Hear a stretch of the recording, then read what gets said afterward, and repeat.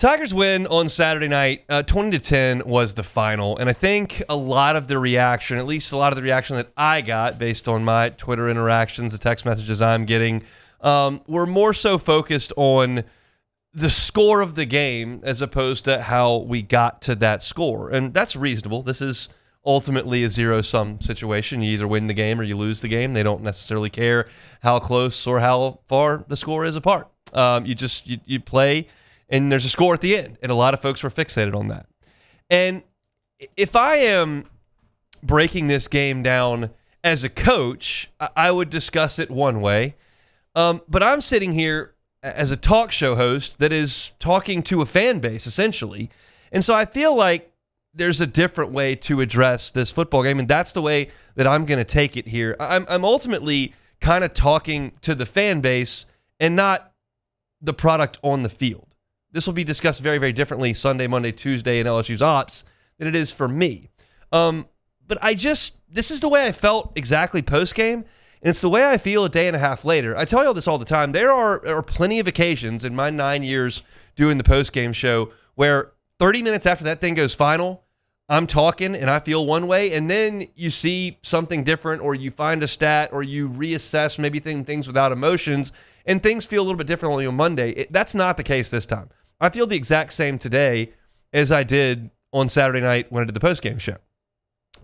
20 points is not a sufficient amount of points for LSU to score moving forward.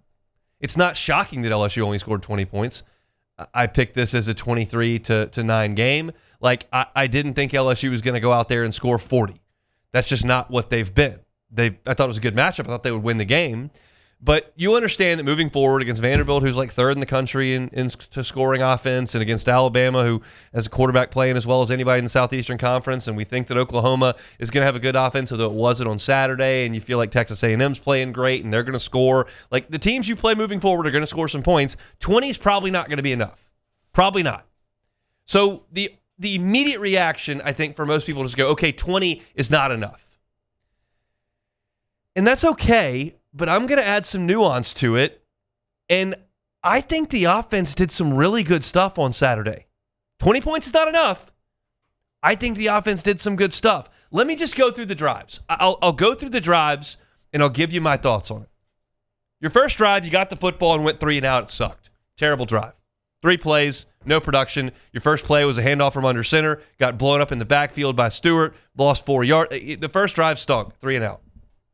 After that, you got handed the football in the red zone by a fumble, and you went 3 and field goal, and that stunk. But on that drive, you had Trey'Dez Green wide open on third down, and Green and Nussmeier had a miscommunication. That's my belief, because that's an easy throw that Garrett's going to make 99 out of 100. Either he made a terrible throw, the 1 out of 100, or he and Trey'Dez Green didn't get on the same page. He thought, I think, Trey'Dez Green was going to sit down in the zone wide open like he was. Trey'Dez continued the route. The ball was behind him. It was dropped. But I thought the play call was good. I thought the read was good. And those two guys just were on the same page. But you got a field goal out of that. Those 2 drives weren't great. Then you drove the ball 71 yards on 13 plays, and Juwan Johnson reached the ball out and fumbled at the 3-inch line. Well, players got to do a better job there. You got to do a better job of ball security. But you did drive the ball down there 71 yards on 13 plays. The next drive, 6 plays, 57 yards, touchdown. Love it. The next drive, you punted. But then you have a drive right there before the end of the half, and you're moving the ball into field goal range. And I thought Matt Flynn had a great breakdown of this play on the morning show this morning. Nussmeier throws an interception to a wide open Kyle Parker. He sailed it over his head. Why did he sail it over his head? Probably because Juwan Johnson went the wrong way.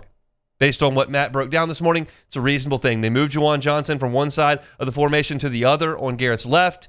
He had a pass protection obligation. That pass protection rusher did not come, so Johnson leaked out. He got in the way. He dragged a linebacker into the line of sight. Nussmeier made a bad throw, but Kyle Parker was wide open. Threw a pick. Okay, next drive. You got the ball at your own 2-yard line with a minute before the half, and you punt. I don't care about that drive. It was a punt drive from the start. You were pinned back, and there was no time left in the half. Okay, so you start the second half. 4 plays, 75 yards, touchdown. Then the next drive, you go 83 yards, and Nuss throws a red zone pick on a terrible read. Just a ball that shouldn't have been thrown. He never saw the safety. Next drive, you go 3 and out, and then the final drive that mattered, 10 plays, 64 yards. You've got first and goal at the 1 yard line. That's a pretty good drive. And then from the 1 yard line, you go 0 yards, -2, -2, and you kick a field goal. That sucks in a vacuum, but you realize at that point that a field goal is going to win you that game. So while I hated it, it's not the worst thing in the world because it moved it to 10. South Carolina wasn't going to get to 10. It was late in the ball game, and you had to be careful. But the point of going through all those drives is you see what killed the drives, and I have a hard time crushing the coaching staff for some of this stuff. I'm not going to crush the coaching staff because Trey'Dez and Nuss are not on the same page on that play. You might say, well, their job is to coach those guys. Come on now. Garrett Nussmeier is a fifth-year senior. Trey'Dez Green is a second-year player in this program. He was a focal point in the offense. He did some great things in the game. I need y'all to understand what page we're supposed to be on and be there. Then you fumble at the goal line. That's not the coach's fault. Don't stick the ball out at the 1-inch line. Then you go out and get a touchdown. Then Nuss either sailed it, Johnson's in the wrong spot. The play call's good, and Parker's wide open on a third down. You ought to be driving the ball in there to score. You did score 2 drives later after you had to basically take the air out of the ball at your own 2 yard line late in the half. Then you did go 83 yards, and you get into the red zone, and your quarterback makes a bad throw. And then you played it really safe at the end of the game. What I'm trying to say is LSU moved the ball on South Carolina 420 yards, and it is so not difficult for me to come up with 2 things to do a little bit better. And you've got 30 points, 34 points on 420 yards of offense, and we're not cranky. Chris Hilton drops a deep ball. He's wide open. The play call's good. Nuss gets the ball out there, relatively speaking, and Chris Hilton drops it. That's not on the coaches. Catch the ball.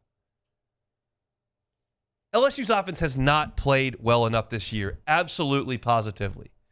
But when you look at this game, if your takeaway is, well, you scored 20 points, that's not good enough. I do think you need to go a little bit more deeply than that. I think we need to analyze this a little bit more closely than that. And if Juwan Johnson takes care of the ball, and you go a foot further on the last drive where you got inside the 1, had first and goal from the 1, or Nussmeier doesn't sail it, or they're not on the same, there's 14, 17 points right there. I think it's a different conversation if you can't move the ball. I've seen bad teams. I've covered bad offenses. I've covered bad defenses. I've covered bad pitching staffs. I've covered bad basketball teams. There's some of the stuff that this offense does. It's not bad.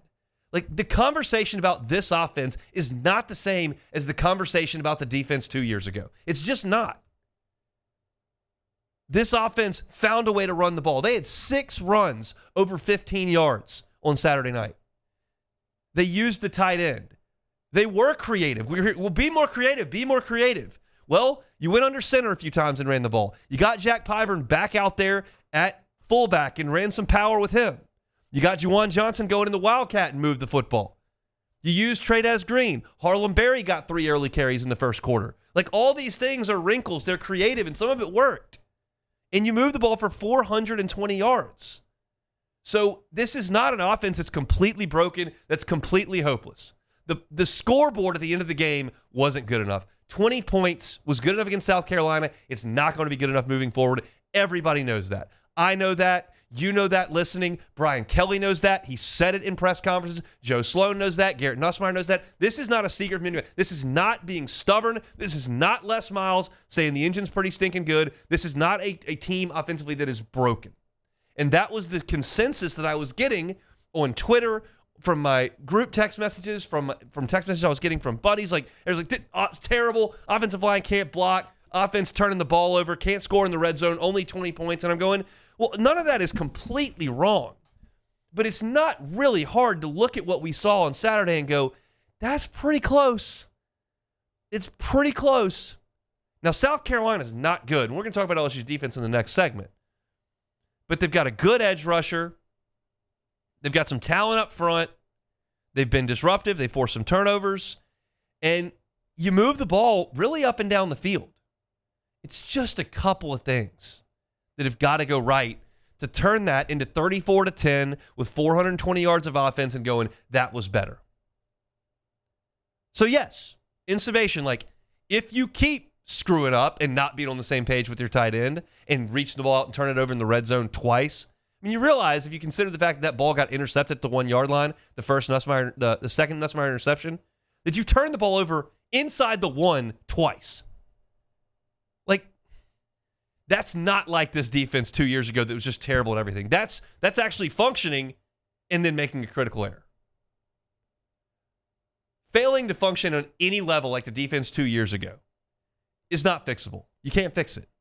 Failing to execute a couple of different things is fixable. They can do that. I'm not sitting here telling you today, right now, that this team is going to be awesome on offense from now moving forward. I am not saying that. I'm saying that what we saw on Saturday was not a failure by the coaching staff, was not a disaster on offense. If you would have told me on Friday that they only scored 20 points, I would have been bummed out about it. And I'm a little bit bummed out about that they only scored 20 points. But there's more that goes into it than just that. And I think the offense showed some signs of making strides on Saturday. I love the Trades Green action. I love the fact that they ran the ball for chunk plays. I love the fact that they used some creativity. I love the fact that they moved the ball. You've got to tighten it up in the red zone because you can get away with it against South Carolina. You can get away with it against Florida. You can get away with it against Southeastern and Tech, and you can get away with it against Western Kentucky. But you may not even be able to get away with it against Arkansas because you're not going to hold Arkansas to 10 points. And you already know you're not holding Bama to 10 points. I don't think you're holding Vanderbilt to 10 points. You're not holding A&M to 10 points. You're not holding Oklahoma to 10 points. I know what they did on Saturday. They'll be a healthier quarterback by the time you get to that game. You have to do more than you did, but it's not, all hope is not lost here. And the reason all hope is not lost is because you don't need this offense to be the 2019 or 2023 offense. You just need them to be good enough to be complementary. And that's because the group you've got on the other side of the ball is freaking awesome. Hey, thanks for watching Hunt on LSU. Before you get out of here, do us a couple of favors. Hit that like button, leave your comments below, and subscribe to the channel for all your Fighting Tiger football talk. See you next time.